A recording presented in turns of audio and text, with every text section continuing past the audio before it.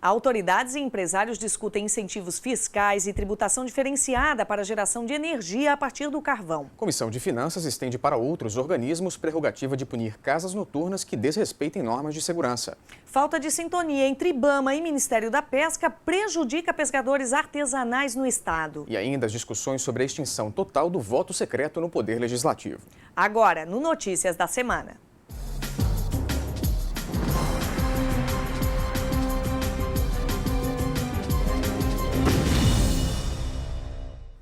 Deve ser protocolado na Assembleia já nos próximos dias a proposta de emenda à Constituição que deve acabar de vez com as votações secretas no Parlamento catarinense. A proposta foi levantada na última reunião dos líderes das bancadas com assento no Poder Legislativo. A medida já adotada pelo Congresso Nacional deve entrar em discussão aqui no Estado ainda este mês. Quem conta é a repórter Daniela Legas. Pela proposta, será formulado um projeto de emenda constitucional assinado pelos 40 deputados e que deverá ser protocolado antes do recesso parlamentar previsto para a segunda quinzena de julho. Hoje, a Assembleia Legislativa de Santa Catarina usa o voto secreto em pelo menos 3 momentos: indicação de conselheiros de agências reguladoras do Estado e do Tribunal de Contas, nas deliberações de vetos do Executivo e para votar a cassação de parlamentares.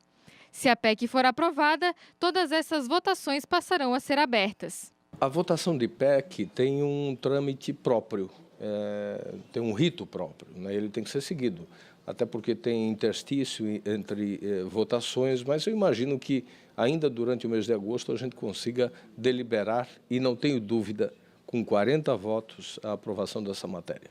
O presidente da Casa destacou também que o Parlamento catarinense foi o primeiro do Brasil a pensar na extinção do voto secreto. Segundo ele, a Assembleia Legislativa apreciou em 2004 uma proposta de emenda à Constituição do então deputado Onofre Agostini, que abriu o voto para a eleição da mesa diretora. A alteração foi aprovada e entrou em vigor em dezembro daquele ano. Nós retiramos da Constituição e do regimento interno tudo aquilo que era possível, que nós tínhamos competência legal para retirar, né? A abertura de voto para a eleição da mesa e em diversos outros dispositivos, fomos uma das primeiras assembleias no Brasil a fazer. Só não avançamos mais para eliminar totalmente o voto secreto naquela época, porque a Constituição Federal não nos permitia. Agora, com a mudança da Constituição Federal, nós vamos conseguir avançar e abolir definitivamente, em todas as matérias, o voto secreto na nossa Assembleia também. Falando em projetos, os deputados debateram esta semana o que altera as regras para o ingresso na carreira militar. Um acordo de líderes de bancada permitiu que a proposta fosse votada na mesma semana em que a alteração foi autorizada pelo Poder Executivo. A matéria altera a Lei Complementar 587, que define a estatura mínima, 1,65 m, tanto para homens quanto para mulheres. O assunto gerou polêmica nos últimos dias, já que no último concurso da Polícia Militar, muitas mulheres foram reprovadas nesse quesito. O projeto reduz a altura mínima para elas em 1,60 m. Nós, na condição de líder, fizemos toda a movimentação com os partidos, com assento na casa, para que nós pudéssemos, a partir de ontem, analisar esse projeto e, a partir da análise, votar, aprová-lo e inserir, através dessa nova lei, muitos catarinenses e muitas catarinenses, no sentido de que fizeram o concurso e que estão na espera dessa lei para poder tentar buscar o seu direito de continuar no certame do concurso. O projeto foi pleiteado junto ao governo do estado pela bancada feminina da Casa. A presidente da bancada apresentou dados sobre o último concurso da Polícia Militar, em que das 250 mulheres inscritas, 144 foram reprovadas por não terem a altura mínima exigida. A parlamentar comemorou a aprovação do projeto, mas disse que a bancada feminina da Assembleia vai lutar por outras mudanças na lei, como a exclusão de requisitos considerados discriminatórios. Há várias questões outras que impedem, como a tatuagem a homens e mulheres, a questão do peso, da idade mínima, né? E nós entendemos que o teste de aptidão física talvez seja o mais adequado, né? E como um critério excludente, e não todas essas questões muito individuais e muito pessoais, que não dizem nada se um candidato é bom ou ruim para a carreira militar. Então, nós faremos esse debate continuamente a partir de agora. Outro projeto que em breve deve ir a plenário é o que estabelece normas de segurança para o funcionamento das casas noturnas no estado. A matéria encaminhada pelo governo foi aprovada esta semana pelos deputados da Comissão de Finanças e incorpora outros 9 projetos de lei de origem parlamentar que tratam do mesmo assunto. De autoria do governo do estado, o projeto de lei 65 propõe uma série de regras para o funcionamento de casas noturnas em Santa Catarina, além de proibir shows pirotécnicos em locais fechados. A matéria foi aprovada pela Comissão de Finanças e Tributação, com 2 emendas aditivas propostas pelo deputado Darcy Matos. De acordo com as emendas, as punições aos estabelecimentos que infringirem a lei poderão ser impostas também pelos municípios ou por instituições conveniadas. Pela proposta original do governo, esse poder era exclusivo dos bombeiros militares. Essas emendas são emendas que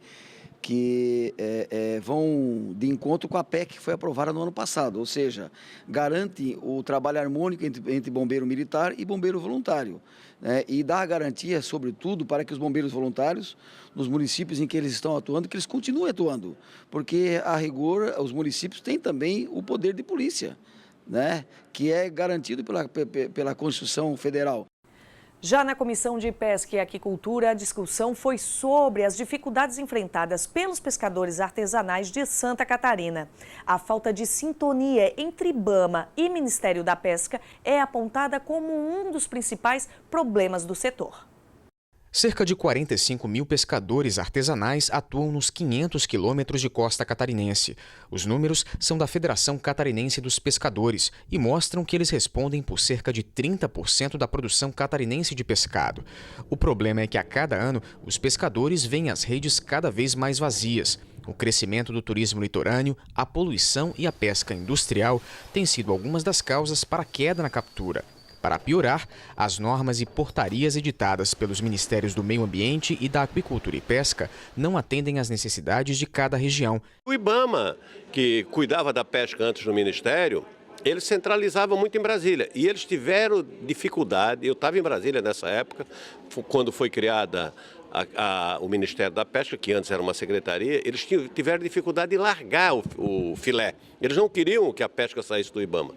E por incrível que pareça, eles conseguiram depois, através de uma gestão compartilhada, envolver o Ministério do Meio Ambiente e o Ministério da Pesca, e hoje quem dita as normas é o Ministério do Meio Ambiente. Não é que a questão ambiental não é fundamental, é importante, mas eu acho que tem que haver essa separação.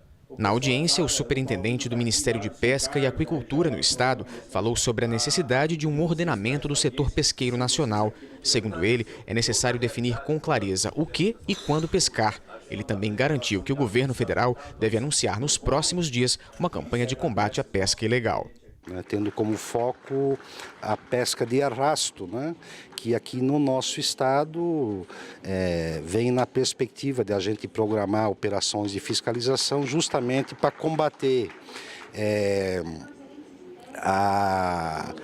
a pesca da frota industrial, que em algumas ocasiões não vem respeitando alguns limites estabelecidos por lei. O presidente da Federação dos Pescadores do Estado apresentou uma pauta com 21 reivindicações para o setor, mas destacou 2 delas como sendo as mais urgentes.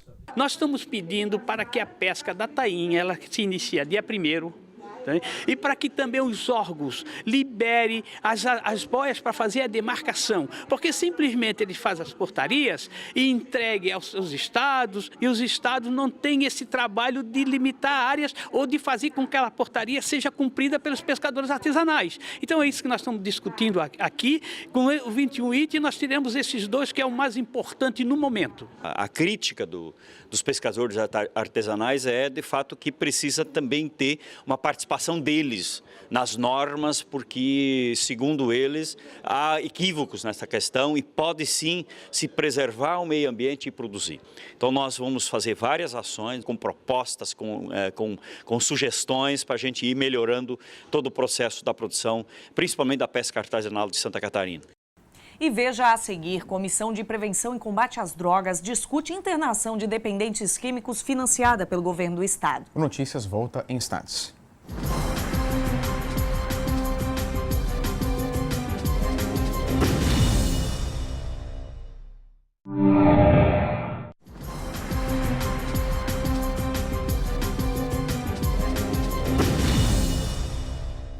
A expansão e consolidação do campus da Universidade do Estado de Santa Catarina no município de Palmitos, no oeste catarinense, foi tema de debates no Poder Legislativo.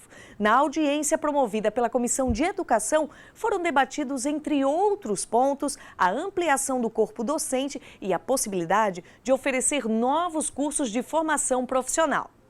A reunião conjunta proposta pela deputada Luciane Carminati contou com a participação da reitoria da UDESC, de representantes dos poderes executivo e legislativo do município de Palmitos, no extremo oeste do estado, entre outras lideranças locais. A comunidade da cidade, de cerca de 16 mil habitantes, reivindica a ampliação no campus da UDESC. Fundada em 2002, a unidade de Palmitos oferecia, no início da sua implantação, o curso de enfermagem, considerado referência no país. Em 2012, o curso foi transferido para o município vizinho de Chapecó. Hoje, a instituição oferece apenas a Faculdade em Tecnologia em Produção Moveleira, a uma turma de cerca de 30 acadêmicos. Nós queremos e reivindicamos que a UDESC crie novos cursos, mas que estes cursos sejam, de fato, cursos importantes para o desenvolvimento de Palmitos e região. A UDESC tem um campus lá no nosso município, o município investiu, a comunidade investiu na estrutura física e nós queremos, com certeza, aqui, através dessa audiência, para a gente poder consolidar esse curso lá no nosso município.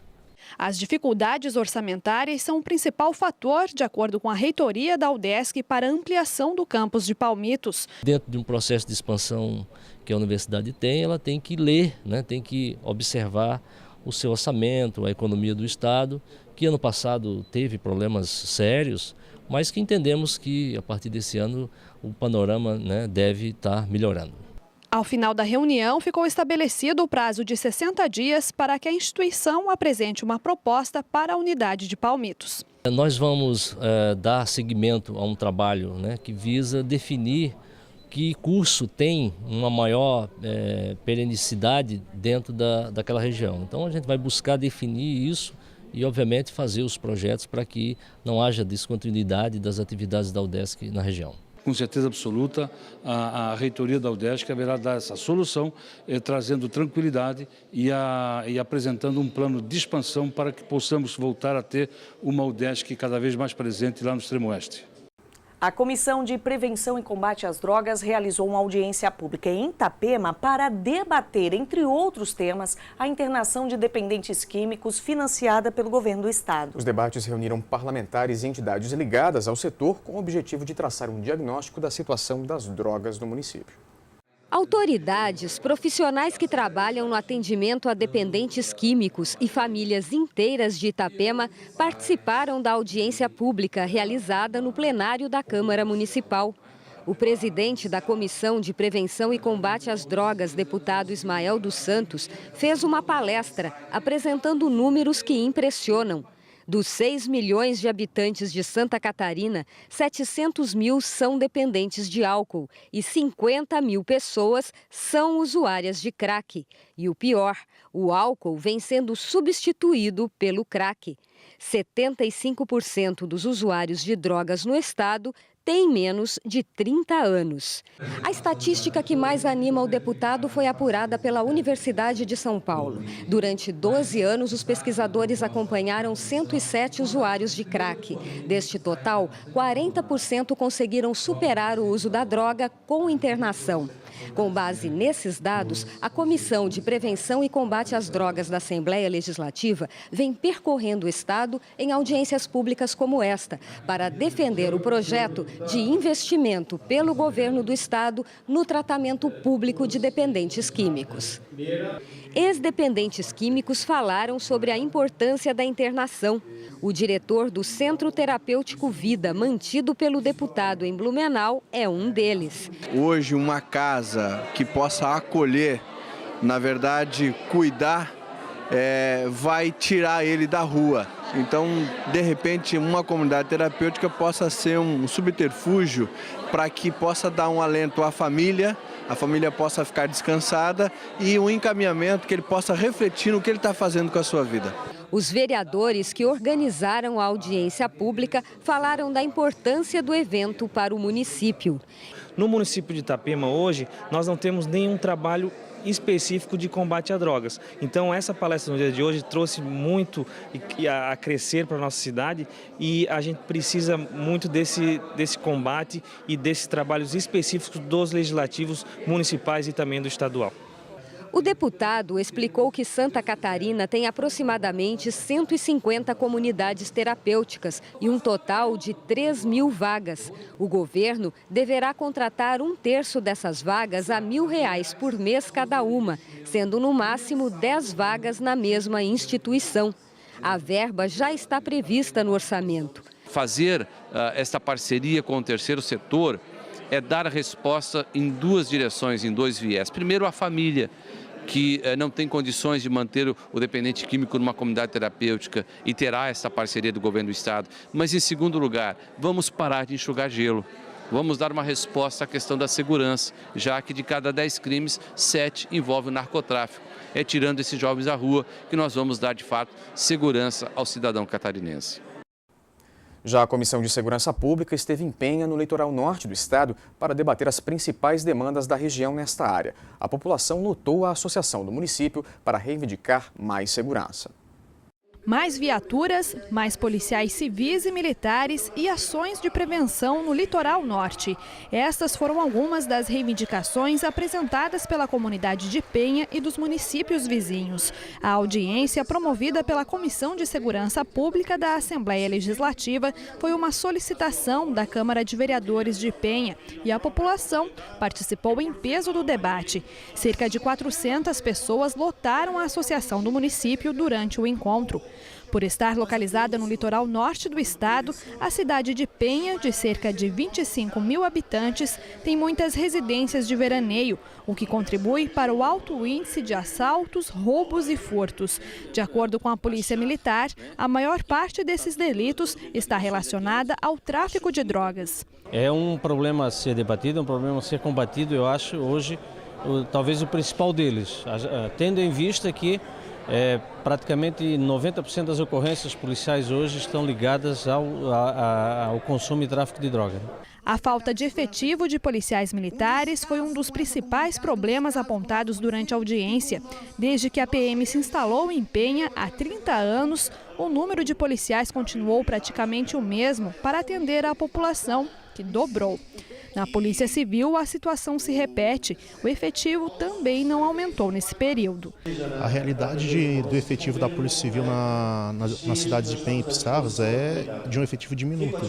Nós não temos policiais o suficiente para atender a demanda. A região foi relegada digamos, a um nível de tranquilidade surreal, que não retrata a realidade do que a gente percebe hoje no trato de segurança pública. Então, o que acontece é uma falha no atendimento à população. Nós não conseguimos dar a resposta que a população merece e anseia. De ações, a expectativa para a cidade, segundo a Polícia Militar, é que 1.000 homens sejam formados até o fim do ano para atender a população a partir do ano que vem. Além disso, o município pretende implantar a Guarda Municipal de Penha para auxiliar o trabalho da Polícia Militar. De imediato, nós entendemos que com a criação da Guarda Municipal, nós podemos liberar os policiais militares a cuidar especificamente da questão de criminalidade, da questão da drogabilidade que cerca a sociedade, permitindo com que os guardas municipais cuidem exclusivamente da questão de trânsito da nossa cidade e de outros problemas sociais necessários. Outra ação de combate à criminalidade é a assinatura de um convênio entre as cidades de Penha e Pissarras e o governo do estado para a implantação do sistema de videomonitoramento. Até o fim do ano, 20 câmeras devem ser instaladas nas duas cidades. Os levantamentos feitos na audiência continuarão sendo acompanhados de perto pelos parlamentares da Comissão de Segurança Pública. Nós queremos que o Pacto da Segurança não seja somente comprar viaturas, mas o aumento da polícia civil e militar, as câmaras de vigilância e segurança, elas precisam ser instaladas o mais rápido possível. Essas aqui da região norte estão desde 2011 para acontecer. Então nós temos que cobrar do governo do estado investimentos no litoral norte catarinense, que é isso que quer a comunidade, que veio em presença maciça no dia de hoje, reivindicar o surgimento de soluções para os problemas aqui elencados. Tudo aqui foi compilado, foi anotado e nós vamos encaminhar ao governador, ao secretário e a todas as autoridades. Então, a audiência foi representativa, muito importante, e eu reputo que terá muitos resultados positivos. E isso, com o correr do tempo, nós teremos condições de avaliar, mas tenho certeza que cada ato desse valeu a pena. E veja depois do intervalo, CPI que investiga os serviços de telefonia em Santa Catarina ouve os órgãos de defesa do consumidor. Os detalhes você acompanha em instantes aqui no Notícias da Semana.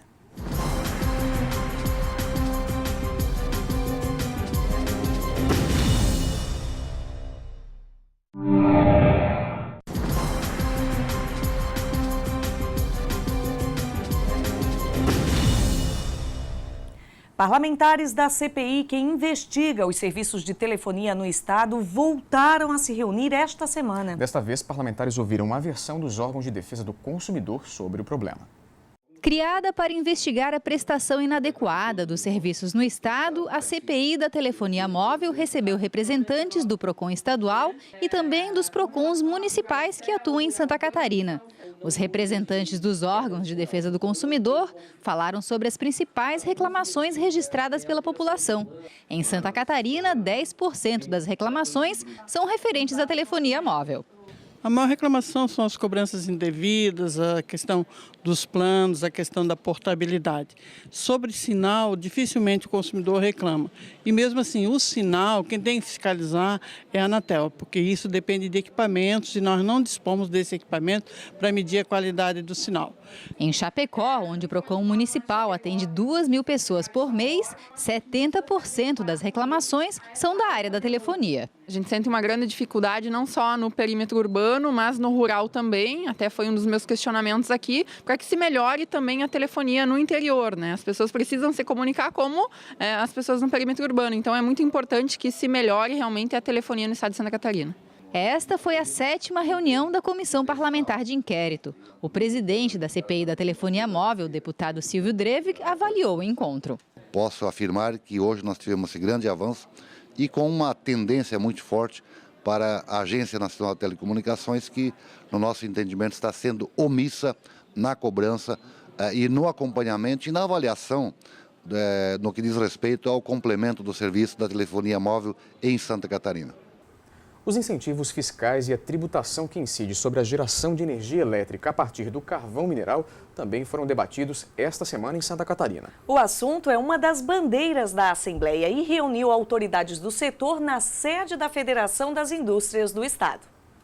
O evento, organizado pela Câmara de Assuntos de Energia e pelo Comitê para o Carvão Mineral da Fiesc, reuniu representantes da indústria de extração do carvão de Santa Catarina, da Associação Brasileira do Carvão Mineral e do Banco Regional de Desenvolvimento Econômico, o BRDE. Durante o debate, foi apresentado um programa de incentivos fiscais para a redução de custos e desoneração de tributos que incidem sobre as empresas incluídas na produção, geração, transmissão e distribuição de energia elétrica, tanto do ponto de vista federal como estadual. O nosso objetivo é ter conhecimento dessa área para ver onde se pode melhorar, no sentido de facilitar os investimentos, o custo do investimento financeiro das usinas, para que se tenha tarifas mais competitivas, né? E o mesmo acontecendo com a parte dos incentivos fiscais,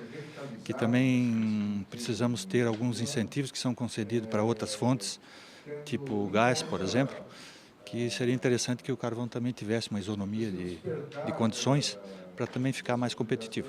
O carvão é responsável por 1,5% da energia elétrica no país. O governo tem interesse em aumentar esta participação, já que em outros países como Alemanha, China e Austrália, esta geração é bem maior. Santa Catarina e o Rio Grande do Sul possuem 99% das reservas brasileiras. Mas para que esta energia chegue às unidades consumidoras, é preciso prever benefícios fiscais que alterem a legislação tributária sobre o carvão mineral. Do ponto de vista tributário, a gente tem sim algumas formas de viabilizar, de reduzir o custo de aquisição, tanto de ativo imobilizado quanto de insumos, né?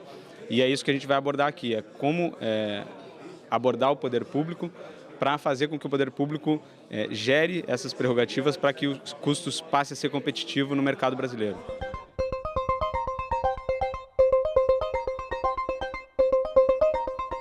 Representantes de federações e entidades vinculadas à OCESC, a Organização das Cooperativas do Estado, receberam esta semana informações sobre a certificação de responsabilidade social da Assembleia. O prêmio está na 3ª edição. O encontro aconteceu nesta quinta-feira na sede da Organização das Cooperativas de Santa Catarina, em Florianópolis, e reuniu representantes das entidades que integram a OCESC, que receberam orientações sobre como participar da edição deste ano. Empresas e entidades sem fins lucrativos podem se inscrever pelo site da Assembleia Legislativa até o dia 30 de setembro. O principal requisito para a inscrição é a publicação do balanço social da empresa ou entidade. É um conceito que a própria sociedade e os consumidores, de modo geral, estão tomando consciência em relação ao diferencial que pode existir em quem trabalha com responsabilidade social. Ou seja, pode estar agregando aos seus produtos, ao colocar no mercado, ou aos seus serviços que essas empresas possam prestar, ações de responsabilidade socioambiental, além dos seus próprios negócios pelas quais elas foram constituídas. A novidade este ano está na participação das cooperativas na disputa pela premiação com o troféu Destaque SC 2013, com iniciativas e ações que se destacaram na área ambiental e social. A nossa lei das cooperativas 164, ela diz que se eleva um contrato de cooperativas, pessoas com objetivos comuns, né, para o exercício de uma atividade econômica, para a melhoria das suas condições sociais e econômicas. Então, o social está isso inserido dentro. Então, para nós, falta algumas cooperativas organizarem essas informações que elas têm através de um balanço social, fazerem a publicação e aí concorrerem, né, com as demais empresas de forma dentro das normas que está lá no edital. E por hoje é só, o Notícias da Semana vai ficando por aqui. A gente se vê semana que vem no mesmo horário. Até lá!